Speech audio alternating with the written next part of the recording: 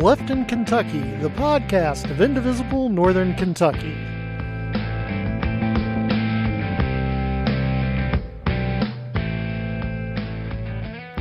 Welcome back, everybody, to another week of Left in Kentucky. Hope everybody's been having a good time, enjoying their summer. Here, as usual, is Roberto Henriquez. That's me, and joining me, the lovely and talented Miss Ann Dickerson. Hey, everybody. And the also lovely and talented Miss Amy Ferguson. Hello. Oh, so another boring week of no news, nothing going on anywhere. Just that's the thing about summer. You know, you get a chance to relax and not have to worry about anything. It's true. Where you get that good stuff from? You guys are mainlining that news. That's the problem. He's got out there the medical grade shit over there. This is my new normal. Good Lord, child. Oh, too funny. So you gotta have a hobby. Yeah. So so we're once again descending into the seventh circle of hell with COVID cases and deaths skyrocketing across the country, and fortunately here in Kentucky we managed to kind of keep it at bay for a little bit, but now we've started increasing here. So as a result, since we haven't been able to be good and do what we're supposed to do, we now have to wear our masks, which we should have been doing all along. And if we had been doing, we'd be in much better shape. Yep. It's such a simple thing. I don't get it. I just really don't get it. These people wear shoes, right? I mean, well, some of them. I don't know. I mean, we are in Kentucky. Common sense is a rare commodity these days. That's true. Bless their hearts. But it should be that simple, right? No shoes, no shirt, no service. So, no shoes, no shirt, no mask, no service. I don't see how it's a difference. That's right. So anyway. Well, you know, I was talking to my husband about this last night, and because we were trying to figure out the reasoning behind this.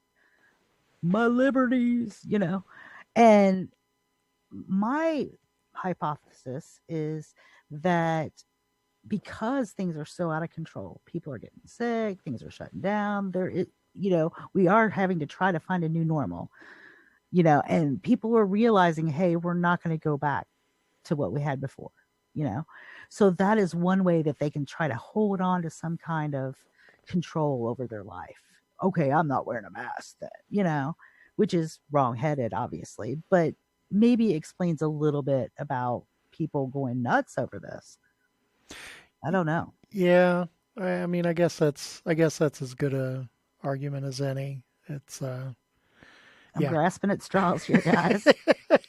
I mean, it could be, mama dropped you on your head, it could be that, but yeah, I've just never seen the culture of it isn't happening directly to me, so it must not actually be happening, be so quickly entrenched in something as I've seen it in this. It's no wonder when we have the king of narcissists, as a president. Yeah. Yeah, but the thing is this. I mean,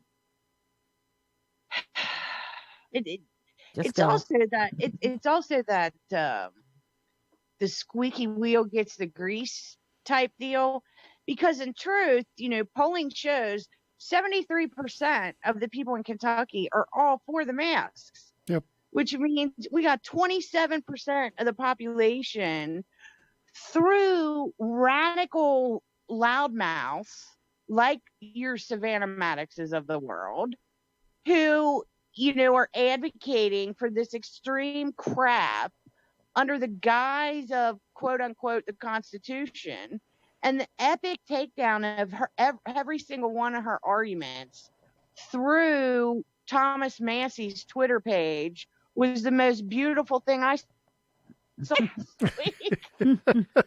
Because he had lawyers coming after him going, this one lady, God, she was beautiful. She's like, perhaps you need a constitutional law 101. And she did a whole thread about him and Nice. negated every point he made. And I was like, I tweeted back to her. I said, can you please come to Kentucky because we have some state legislators that need Right. your lesson. Yeah. We should mail them all a copy of the Constitution.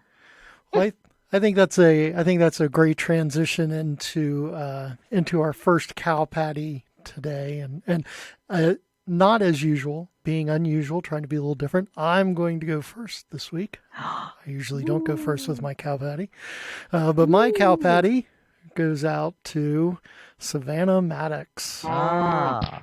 Yeah.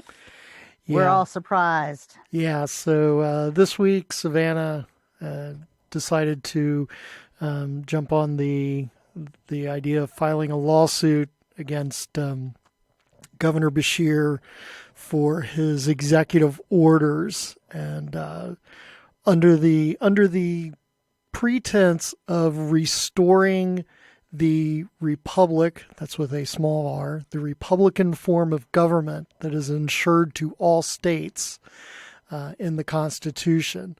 The argument being that because the governor is sending out these not sufficiently narrow executive orders, that it's unconstitutional, and it's basically he's acting as a dictator.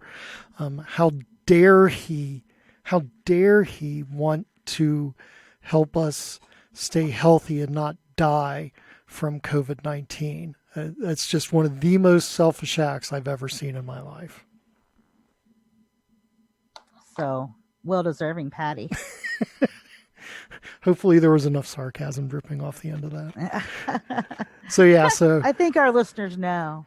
Yeah, so Savannah, thanks for that. Here's something for you. All right, who's next?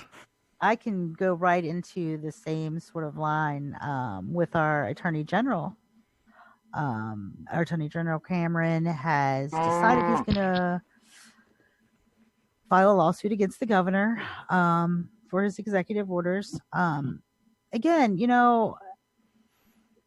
do these people sleep well at night knowing that there could possibly be the cause of someone's death? I mean, it probably will, right? I mean, people are going to see, hey, look, they're fighting against this mandate. And I've even seen things that say, oh, because he's done this, you don't have to wear a mask.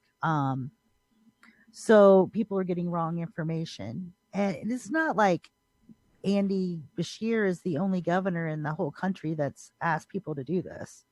It's not, it's not some, right. It's not some radical idea or even that big of an ask. Let's be real, guys. I mean, if you can put on some shoes, you can put on a mask. It's, I'll get you one if you can't find one.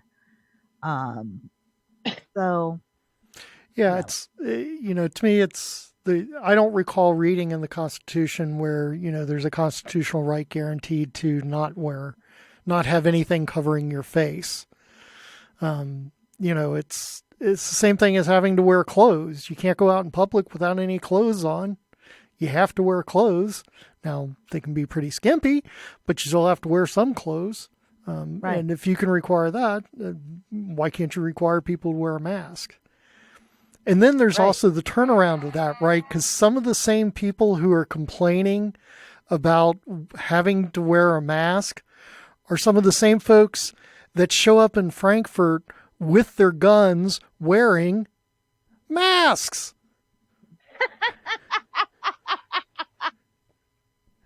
Oh, I know. I mean, we're not, My favorite, I'm sorry, but my favorite are the signs that say "My body, my choice." Right. Yeah. Yep. I just can't. Now it's my body, my choice.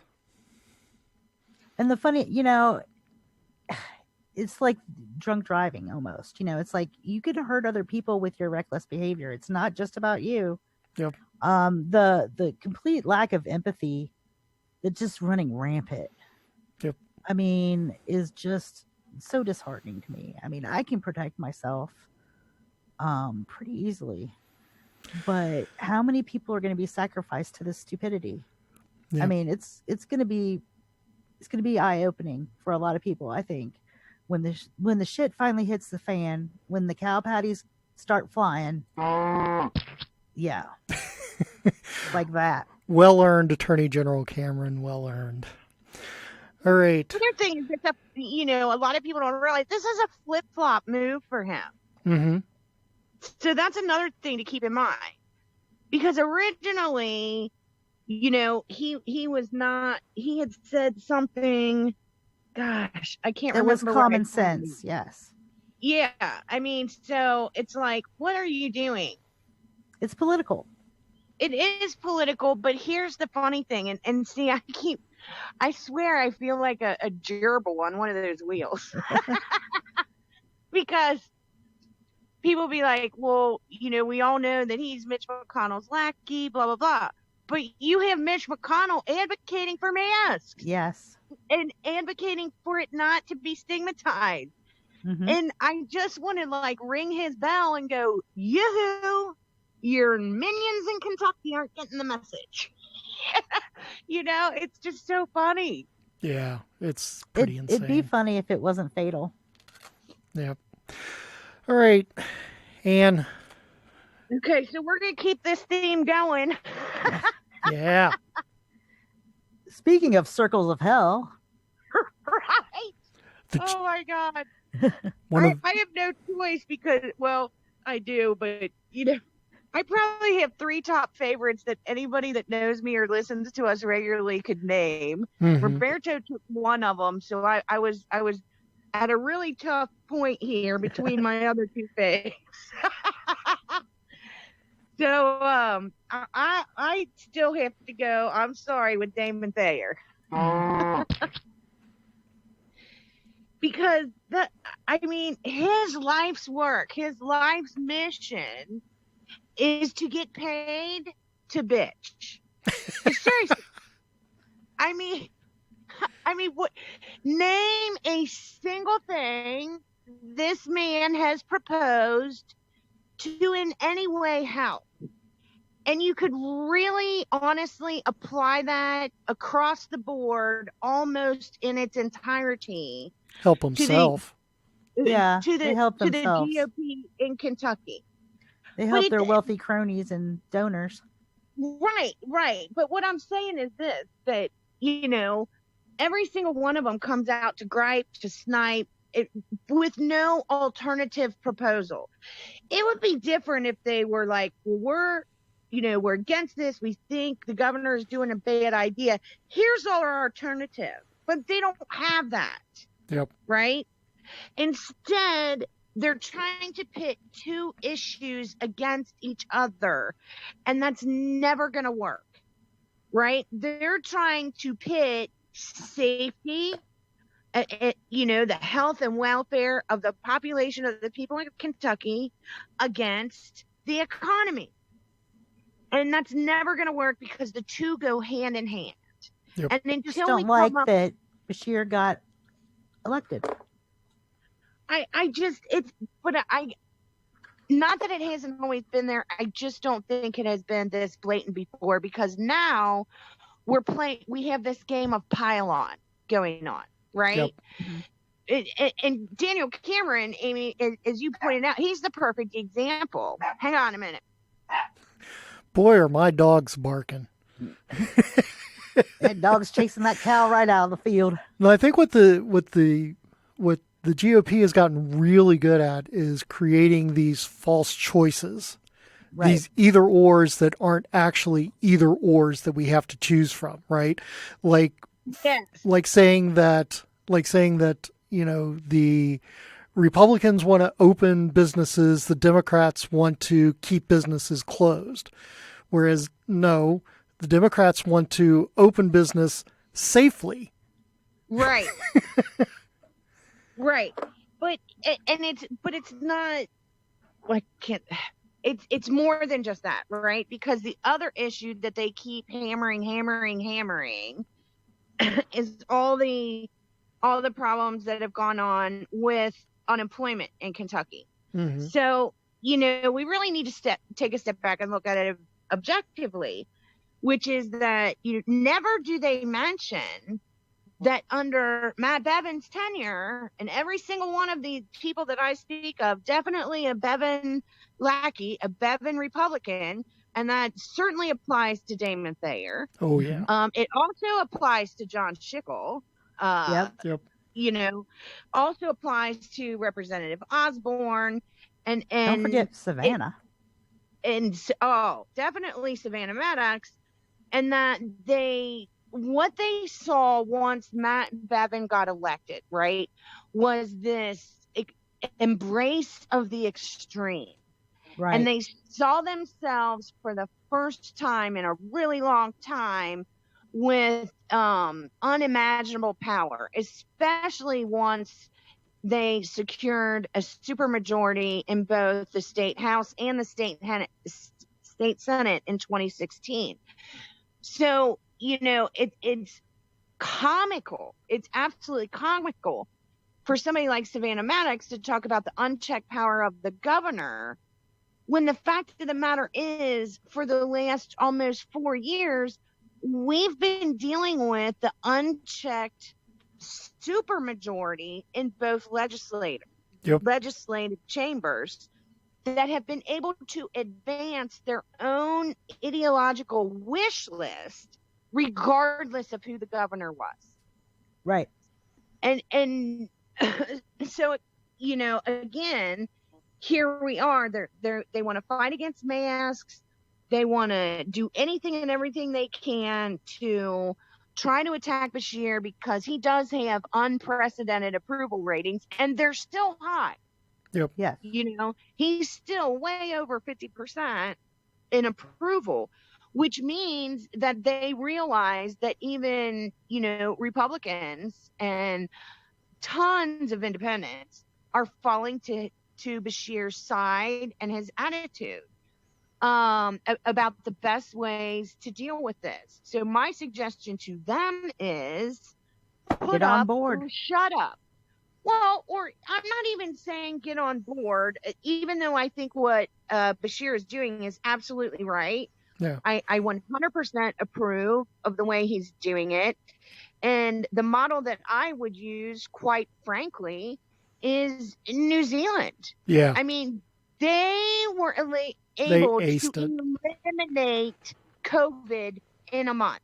They aced How it. did they eliminate it completely? Severe mandated complete and total shutdowns and mask wearing.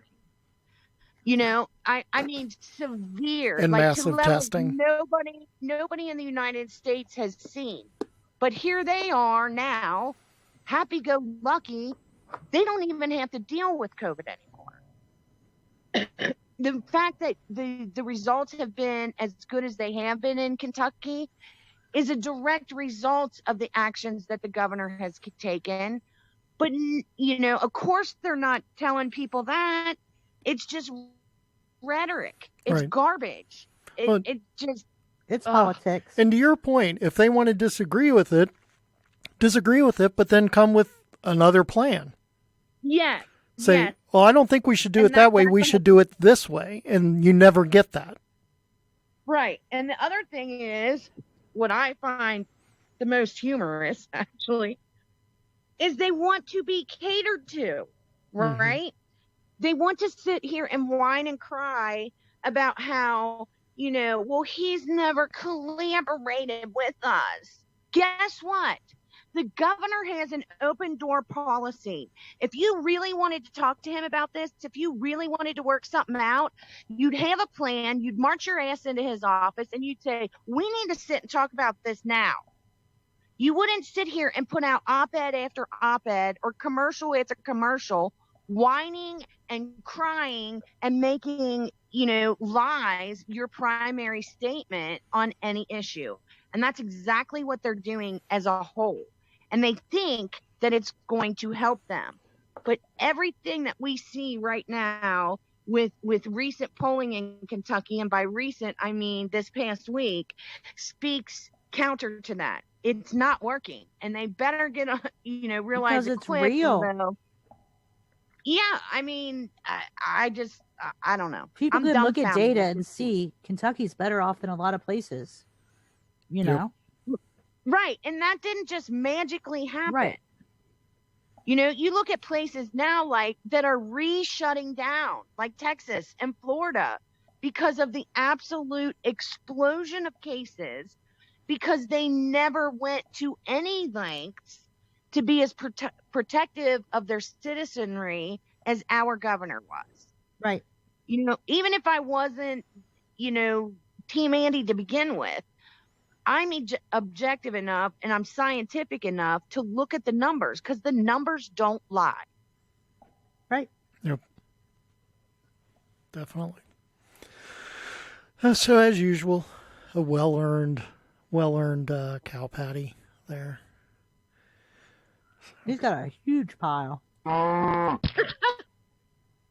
It's like February around the hay bales out there. Nice. That's no joke. We got to come up with our other one too. Well, I mean, I think you pretty much covered Andy being. We can give him a bullhorn for finally doing the mask mandate. Oh, I got a better bullhorn though. Okay. I got a good one. Who's your bullhorn? My bullhorn is Jeff Hoover. God, the former Republican Speaker of the House. I just have to read this because it's so, I don't know. He is just, I swear I want to ask him, are you going to switch parties? Because ask him to come on the show. Here's his tweet. It is dumbfounding to me that an issue so simple as wearing masks in public is so important to the health and safety of ourselves and our fellow man has become so divisive and so political. Have we become such a selfish society that common sense to keep others alive is gone? Sad. Oh, nice. Brilliant. Yes.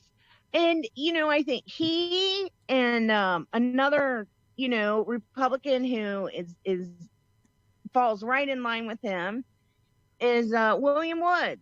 And they're both going, what the heck has happened to my party and why are we doing this?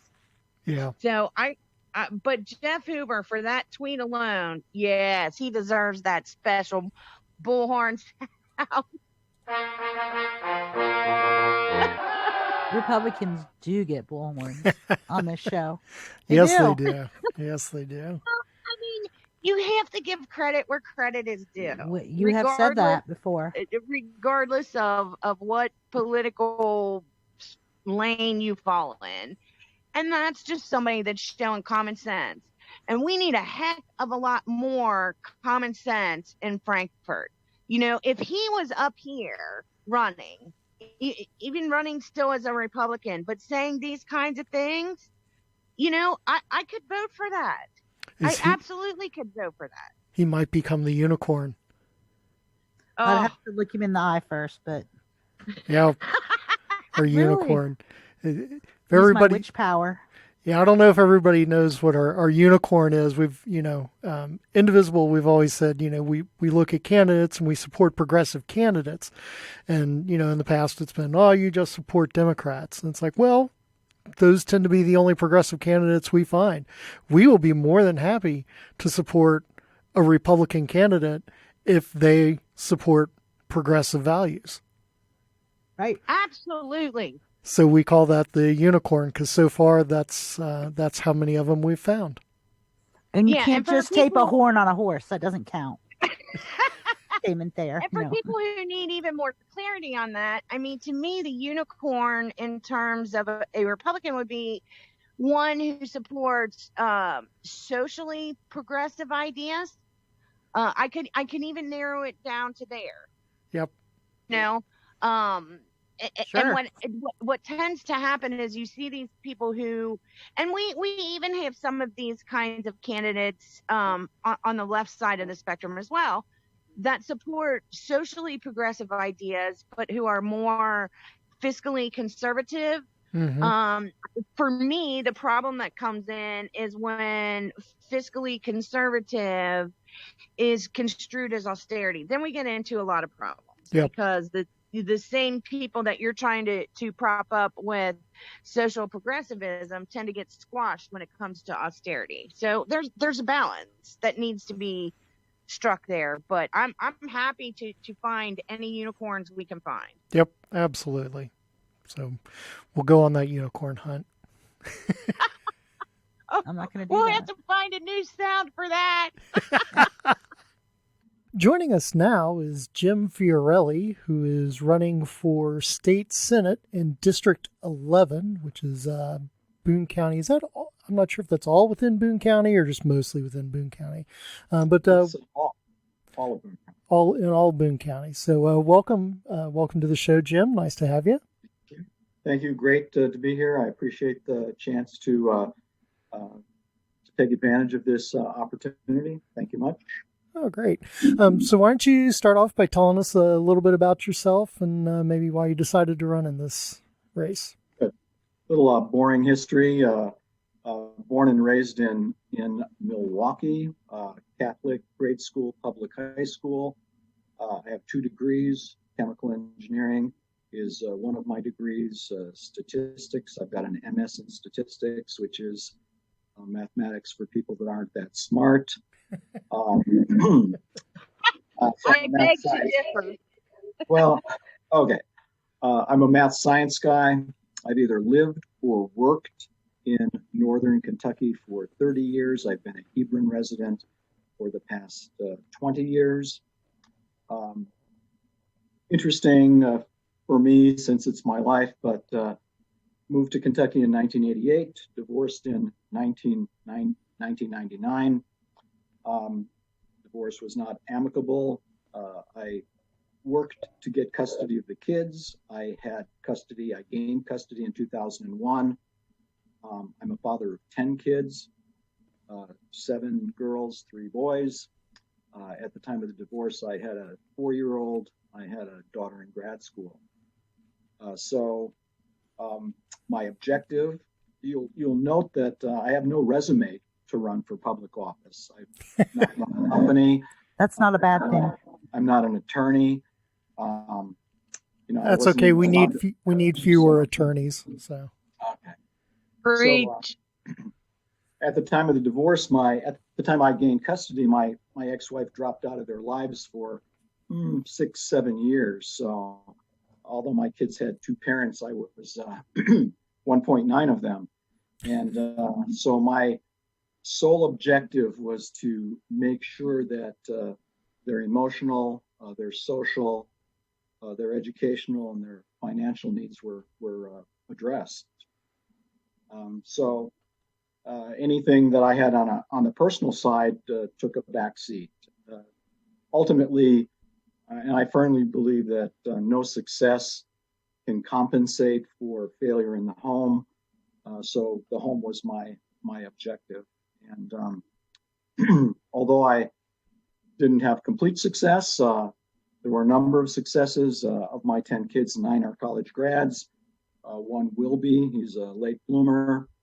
And of the 9 college grads, 1 graduated cum laude, 2 graduated magna cum laude, 4 graduated summa cum laude. So, they're a smart bunch. I'm retired. At this point, I heard that when you're retired, you can take classes for free at NKU. I had a math science background, knew nothing about how the way our government worked. So I started taking classes at NKU. I took them for the last 3 years. That was one of the incentives for me running for office. What I learned there, always been a believer in the power of youth, and that certainly cemented My relationship with my classmates, all of whom I could be their grandfather, it's a terrific experience to share thoughts and the round tables at NKU with people that are 40 years younger. So Great. really enjoy it. Great. So, what made you decide this was the time to run for this office? Well, excellent question for which I have an answer that I hope will be adequate. First of all, I was compelled to run for this office. Not like Noah, I didn't fear being swallowed by, or Jonah rather, didn't fear being swallowed by a whale if I didn't run. For the many times that I thought before I actually filed that, do you really want to do this or not? The thought kept on coming back, you've got to do this. And you've got to do it because it's, to some extent, it's a redemption on my part. It's a redemption for not having been involved for the time that my kids were being raised. And ultimately, I didn't ever want to face my kids or my grandkids and have them ask me, you were smart enough, you were informed enough, you were healthy enough, the place is a mess and you didn't do anything about it. So that's pretty much my motivation for running. Okay, great. So issues going on in the state, there's a lot of stuff going on, I'm sure. Do you have any particular issues that are kind of near and dear to your heart or that you're emphasizing in your run? I have to say that there's one issue which looms extremely large for all of us. And it's one that was imposed upon us by the advent of the coronavirus, and that is money. That's the state budget.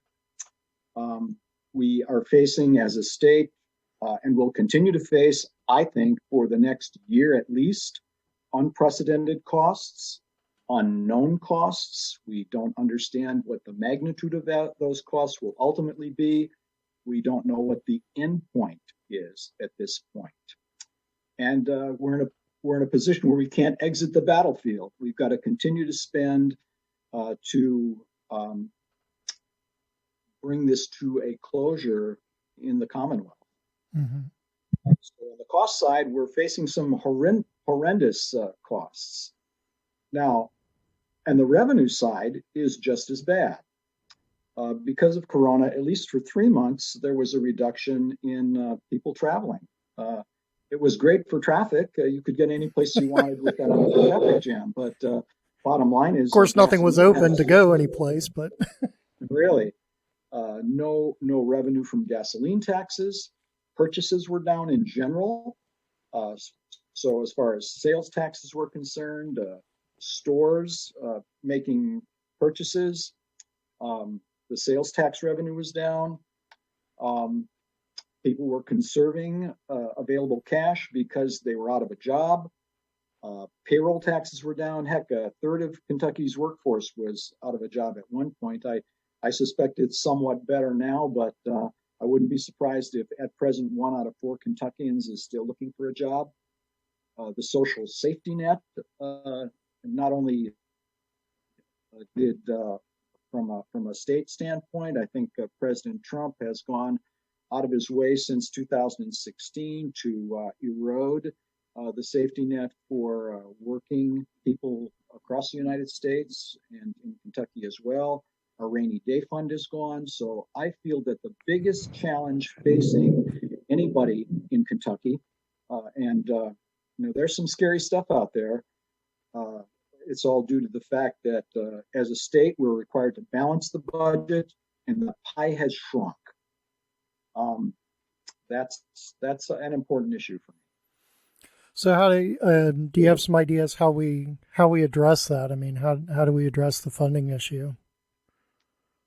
Well, on the funding side, I have some thoughts, and having not been in Frankfurt, I don't know if they're viable thoughts or not, but one thing that we could do out of the chute, and something that Governor Beshear has already started is reforming the prison system. For one thing, if we had a bail initiative, a bail reform initiative, and we didn't incarcerate people for low-level offenses, but okay, if we turn to additional supervision, pretrial services, I feel that we could probably save about $150 million by not incarcerating people. For most states, including Kentucky, the cost of incarceration is the third, fourth, or fifth budget line item for every state. We could save at least $150 million by going to pretrial services as an alternative to incarcerating people who can't pay bail. Also on the bail side, if you're in jail, you aren't making money. If you're in jail and you have a family, your family is in jeopardy because of that. So that is one issue. Another thought that I had has to do with the way in which traffic tickets are imposed. Right now, traffic tickets are, let's say that they're not pushed by local law enforcement because most of the money goes to Frankfurt. So there's little local incentive for a police officer to give a traffic ticket. I feel that if one law was changed, that law being that the current way that the law works is that police officers can't ticket a car. They must ticket the car owner. But if they could ticket a car, then they could easily reap the benefits of that by ticketing cars who are in handicapped parking spots, license plates that have expired. I think there's a huge amount of money available, or a huge amount of low-hanging fruit in order that would help alleviate the situation. But what I fear is that in the short term, that's not going to happen. But in the short term, what will be required to happen is that there will be layoffs, furloughs. I fear for the state of education, only 2-3 months away. I fear for what's going to happen in terms of teacher layoffs or staff layoffs. It's a frightening situation to be in, and it's something that I think we are ill prepared for as a state. Right. So on the education front, you mentioned education. You know, there was the past couple of sessions. There's been a lot of talk about the pensions, the teacher pensions, as well as the other public employee pensions and issues. You know, this seems to be a problem that the legislature keeps kicking the can down the road rather than dealing with. Last year, there was the special session where they voted to allow the medical department, the health departments and stuff to forego their portion of the payment down the line. So I guess what thoughts do you have about the public employee pension system and how we ultimately take care of that? Okay, so now we'll give you a scenario. You've got a 22-year-old that just graduated from college with a teaching degree, and they actually got a job. So they're sitting across from their employer, signing their intake paperwork, and the employer says, and by the way, don't expect a pay raise for 10 years. There's no money for personal development, so forget about that. And you're going to have to spend 1 to 2 hours a day developing your own materials because there's no money in the budget for textbooks, although there was this year. I could put a caveat on that. Welcome, and we're going to mess with your pension. So welcome to teaching in Kentucky. now Frankfurt has unsuccessfully struggled with the pension for years. I have articles from 2016, 2017, one drafted by Dennis Keene when he was still in the legislature, 2018, 19, 20, all saying essentially the same thing. We've got a problem. We can't fix it. We seem to get one side to agree to changing the rules, if you will. We've got another side that says pension is a promise, and we want what we originally agreed to, regardless of whether you come up with alternatives or good ideas or bad ideas or partially better ideas. So we've been in a mess for a long time. One does not go from a fully funded pension in 2002 to the worst funded pension system in the nation in 2018. Now, as a math science guy, I learned the slope intercept equation for a straight line a long time ago, y equals mx plus b, where m is the slope of the line. And I have to ask myself, was nobody watching the slope of the line? I can understand a funded pension going from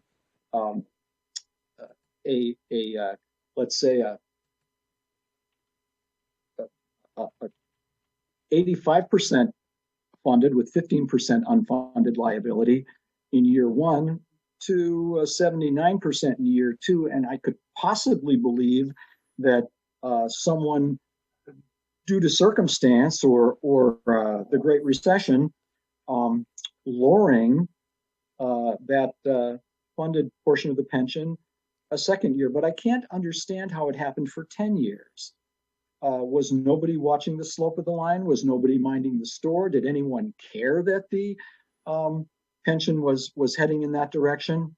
So I think we yelled about it a few times. I suspect that there are solutions. Now, here's the math guy in me again. I have looked at econometric models that suggest that a pension does not have to be fully funded to be viable. If we could fund the pension or over, we got into this mess over a decade. We're not going to get out of it overnight. So if we could continue to fund the pension incrementally and make it incrementally better for the next 3, 4, 5 years, where we get from 17% funded to 40 or 50% funded, we apply the piggy bank model, where those that are in teaching and in public positions, they're adding money to the piggy bank. Those that are retired are taking money out of the piggy bank. If we could fund at a 50% level and make everybody comfortable with that and continue to increase that funding over time, but even at a 50% level, the piggy bank model suggests that you could have no fear for your pension being available to you in perpetuity, and people could live in dignity without fear that they would have that pension until the day they died. So the starting point is to incrementally change the numbers to get to a 40% level of funding, a 50% level of funding, and then increase it from there. But that increase in funding is not going to happen overnight.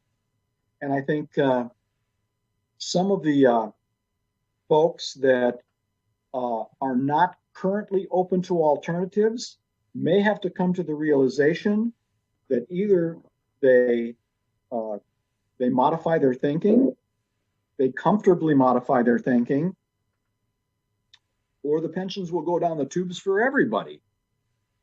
So I think part of that is the goal, though. I mean, you've got a couple of prongs here, a couple of things that to look at. At one time, the pensions is specifically teacher pensions because there's several different ones, and it's important to keep that in mind. You bet. You know, the legislators themselves, who are in fact nothing more than part-time employees, have Mhm. made sure that their pensions are fully funded, while the Absolutely. They have no unfunded liability. while the teachers have suffered. Yes. And what's important to note is that at one time, the teachers' pension fund was funded to over 120%. Okay. And that's where trouble started, because I don't even remember now, going back in order, who was the first governor to dip into it. But God knows Sure. the 4 Patton years were not Patton, Fletcher, were horrible on us. But first, what happened was the governor just dipped into it. It's like, oh, well, it's over 100%. So we've Sure. got excess dollars. So we're going to borrow that, and we're going to use it in our rainy day fund, or we're going to use it for this Surely. pet project we want to do, what have you. Then you also had the Great Recession. Then you also had during that time, some really, really sketchy investment Oh, schemes yes. going I'm on. aware of that. So it's like you had all of these things culminate in decreasing the amount funded from over 120% down to like in the 40% Sure. range. I've not heard that it's lower than that at this point. So 17% sounds really shocking to me. But here's the thing. Despite everything that the state government did in inappropriately managing those funds, the teachers have a point, which is they've always paid what they were supposed to pay. They've always Yes. followed the rules. So it's hard for me to suggest that they in any way need to shift their thinking, because they did follow the rules. You know, Kentucky Fried Pensions is a great book Mhm. when it comes to all of the shenanigans that Sure. have gone on. And certainly instituting rules and laws or whatever about how that system is managed need to be tightened down and need to be strictly followed. But I don't know. The other problem is that we have teachers leaving in droves right now. And so the more people that we have leave the system, the less people we're going to have paying into the system, the harder it's going to be to recover the system. So that's another thing to keep in mind. I mean, it's like all of these intricate gears for this one system that have all come together to collaborate in a stopped engine. You know, that I don't disagree with anything that you said, and everything that you said is factual. But we have to face reality. We have to face where we are right now. History doesn't mean anything at this point if the pension system is underfunded in a great big way. So how are we going to solve that? We're going to get we have to bring people to the table, people that are affected by it. We have to have oversight. We have to make sure that these questionable investments are not part of the pension system. We have to do a lot of different things. Pensions are funded to a far greater extent than the teachers' pensions are. So, something is amiss, and we've got a lot of people that are voicing their opinions right now. I think all those opinions should be heard. I think there's solutions out there, but we're going to have to work through the problem, and we're going to have to work through it together to come up with a solution. Yeah, I agree with you there. I think one of the other problems though is this, and you can see it, from our perspective here in Northern Kentucky, simply by crossing the river into Ohio. Because teachers in Kentucky can literally cross the river and take a job in Ohio, and instantly they're making 10 grand more a year. Instantly. When I started teaching, I had my master's degree and I still qualified for public assistance. That's how low my pay was. Oh, yes. I mean, Horrible. you see all this rhetoric about what, these fantastic numbers that supposedly represent, teachers in Kentucky. But the fact of the matter is, when I started as a teacher, I barely was making $32,000 a year. Mhm. And it was going to take me 11 years to crack 40,000 in the school district that I worked in. It's horrible. It's horrible. Right. But that's the trade-off for the pension that teachers agreed to. We'll take less money up front to be protected on the back end. Sure.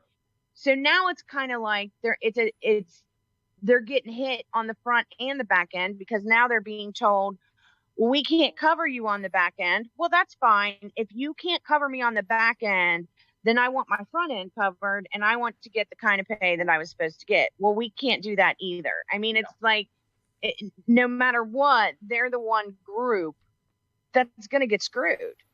And that just seems, beyond unfair, because people plan their life events around this knowledge and around these things. Think of a retiree. I'm retired. I don't have any financial worries, but my gosh, if I were in trouble and had to try to find a job today, I'd never be able to find one. And what you said about teachers' salaries. I read an article recently that said exotic dancers make more money than teachers. I mean, holy wow, where are we? I can vouch for that. Oh, really? Okay, got some experience there. No, I just know people. She's people who knows people. Oh my God. I mean, that's why you keep me around, right? Yeah, that's it. So, well, excellent. Tell about those tassels, Amy. Yeah. Well, it's going to just about wrap it up for the time we have today. So if somebody wants to find out more information about you, Jim, or your campaign, maybe make a donation or volunteer, where can they get that information? The campaign website is jimky2020.com. It's a great looking website. And of course, you can donate on the website. You can also donate on the Facebook page. Just type in Jim Fiorelli and a couple of pages will come up, and one of them is clearly my campaign Facebook page. Would appreciate donations.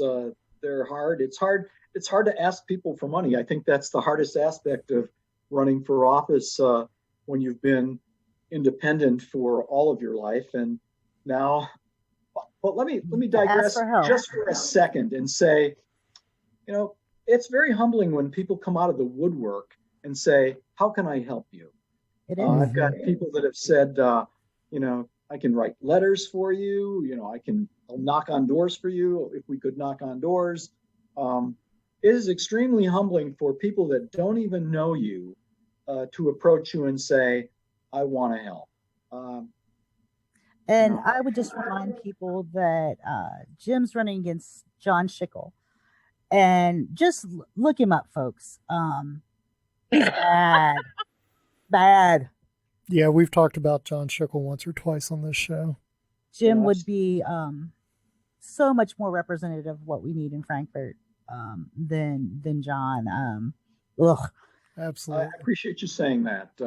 I've studied his voting record. I've studied the bills he's put forth, the bills he's sponsored, the bills he's co-sponsored. I've got half a dozen bills where the vote in the Senate was 35-1, and he was the one. He is. Maybe I'll call John and see if he'll debate you. Well, for a debate. I would welcome that. I've got lots of ammo.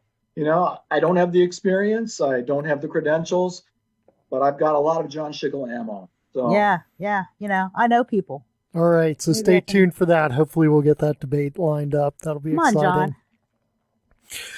All right, so I'll put those. I'll put the website and the social media link on the notes for the show. So make sure to check those out and give Jim some support. Thank you very much for being with us today, Jim. Appreciate it. Thank you for having me on. Appreciate Thank you, that. Jim. Have a great Thanks, day. Jim. Bye-bye. And that's going to wrap it up for this week on Left in Kentucky. Hope you enjoyed our episode this week. And we definitely want to thank Jim Fiorelli for being with us and sharing about his race and his campaign. We'll put that information on the website, and you can look that up. So check it out. Yep, check it out. Let's see. So far, we don't know who our next guest is going to be, so we'll leave that as kind of a surprise. And if you're bored, write a letter to David Cameron and tell him he's bad. He's a poo-poo head. David Cameron? Oh no, Attorney General. Don't leave David Cameron out of this. I'm sorry. We've now gone international on Left in Today Kentucky. I've seen do that. That's funny. I know. Yeah. So anyway, leave David Cameron alone. Feel free to write Yes. Daniel Cameron and anybody else. Hey, if there's something you'd like to see us talk about, somebody you'd like to see us interview, drop us a line, let us know. Make sure you're sharing our podcast out there with all your friends and your enemies. It's a lot of fun to sit and listen with your enemy and then have your own debate afterwards. So No, guys, don't do that. do it. Send us sound clips. Anyway, until next week, you guys have a good time, and we'll see you next time. Stay safe, guys. See you later.